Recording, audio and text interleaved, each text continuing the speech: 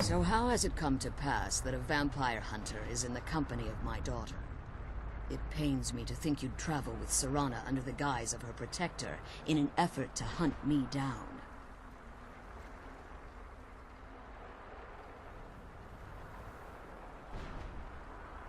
Glorious. Serana claims you're her guardian, yet your first instinct appears to be greed. I see that my daughter is still as naive as ever. Serana has sacrificed everything to prevent Harkon from completing the prophecy. I would have expected her to explain that to you. You think I'd have the audacity to place my own daughter in that tomb for the protection of her Elder Scroll alone? The scrolls are merely a means to an end. The key to the tyranny of the sun is Serana herself. When I fled Castle Volkihar, I fled with 2 Elder Scrolls. The scroll I presume you found with Serana speaks of Ariel and his arcane weapon, Ariel's bow. The second scroll declares that the blood of Cold Harbor's daughter will blind the eye of the dragon. Like myself, Serana was a human once. We were devout followers of Lord Molig Bal. Tradition dictates the females be offered to Molig Bal on his summoning day. Few survive the ordeal. Those that do emerge as a pure-blooded vampire. We call such confluences the Daughters of Cold Harbor.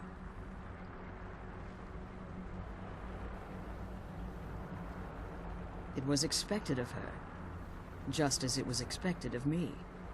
Being selected as an offering to Molig Bal is an honor. She wouldn't have dared turn her back on that. It's what some call the domain of Molig Bal, his place in oblivion. Now you're beginning to see why I wanted to protect Serana, and why I've kept the other Elder Scroll as far from her as possible.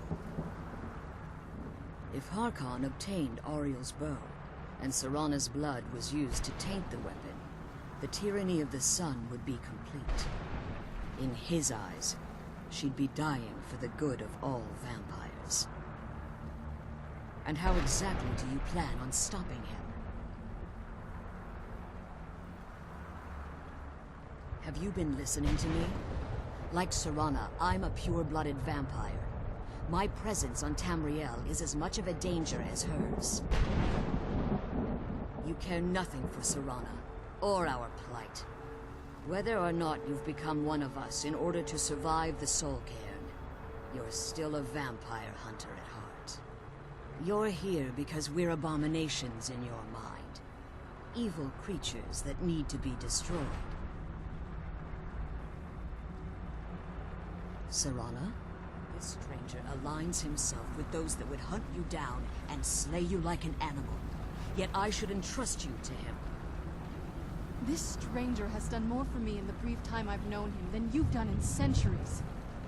How dare you! I gave up everything I cared about to protect you from that fanatic you call a father! Yes, he's a fanatic. He's changed. But he's still my father. Why can't you understand how that makes me feel? Serana, if you'd only open your eyes the moment your father discovers your role in the prophecy, that he needs your blood, you'll be in terrible danger. So to protect me, you decided to shut me away from everything I cared about. You never asked me if hiding me in that tomb was the best course of action. You just expected me to follow you blindly. Both of you were obsessed with your own paths. Your motivations might have been different, but in the end, I'm still just a pawn to you two. I want us to be a family again. But I don't know if we can ever have that. Maybe we don't deserve that kind of happiness. Maybe it isn't for us. But we have to stop him, before he goes too far. And to do that, we need the Elder Scroll. I'm sorry, Serana. I didn't know. I didn't see. I've allowed my hatred of your father to estrange us for too long. Forgive me. If you want the Elder Scroll, it's yours. Your intentions are still somewhat unclear to me, but for Serana's sake, I'll assist you in any way that I can. Yes, I've kept it safely secured here ever since I was imprisoned. Fortunately, you're in a position to breach the barrier that surrounds these ruins. You need to locate the tallest of the rocky spires that surround these ruins. At their bases, the barrier's energy is being drawn from unfortunate souls that have been exiled here. Destroy the keepers that are tending them, and it should bring the barrier down. One more word of warning. There's a dragon that calls itself Durnevere roaming the cairn. Be wary of him. The Ideal Masters have charged him with overseeing the Keepers, and will undoubtedly intervene if you're perceived as a threat.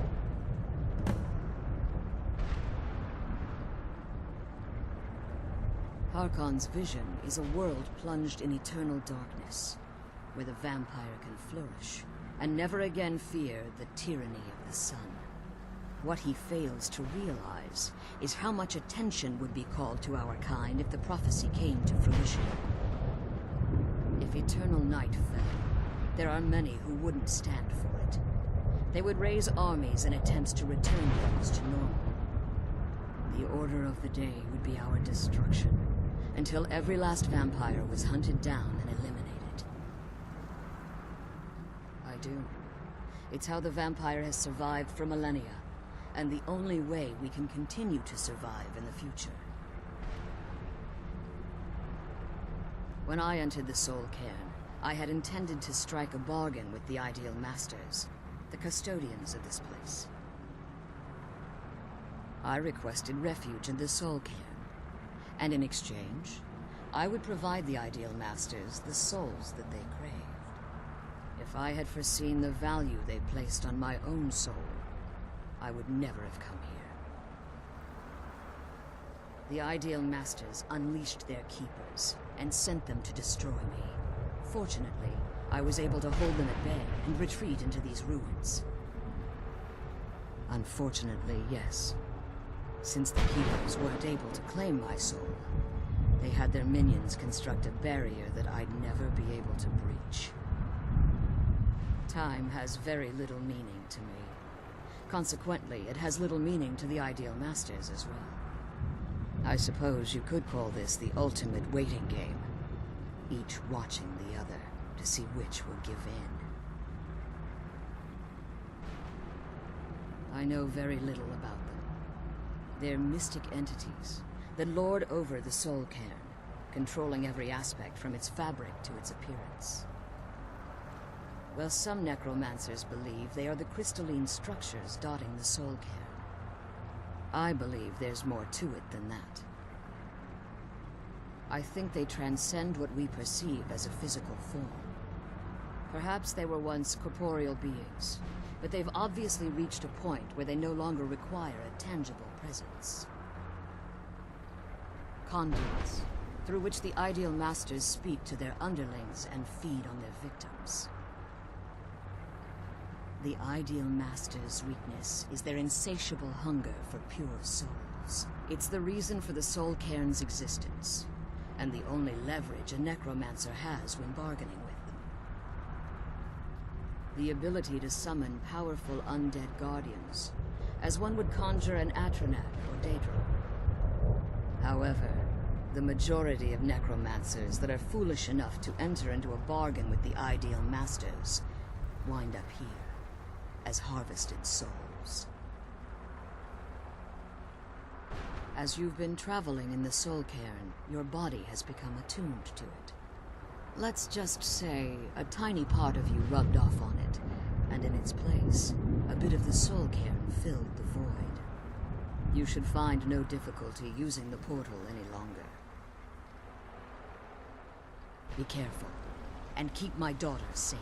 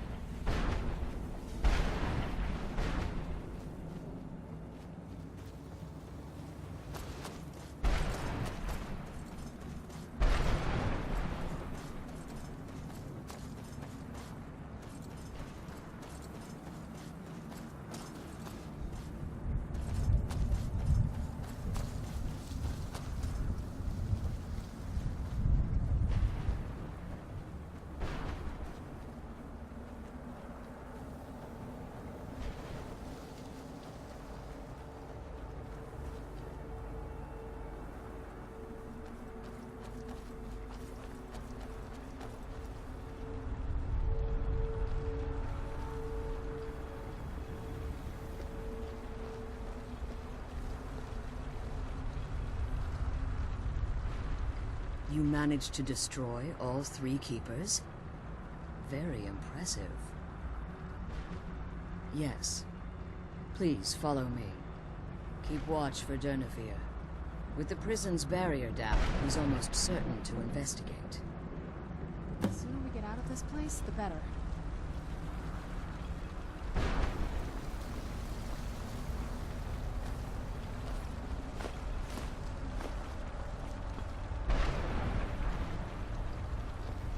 The Elder Scroll is just a bit further.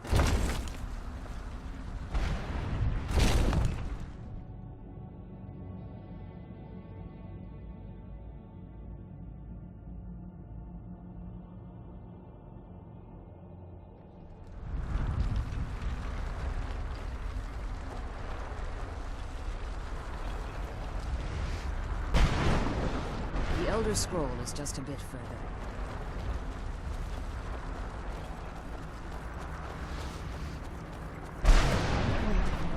I hear something. Where'd you come from?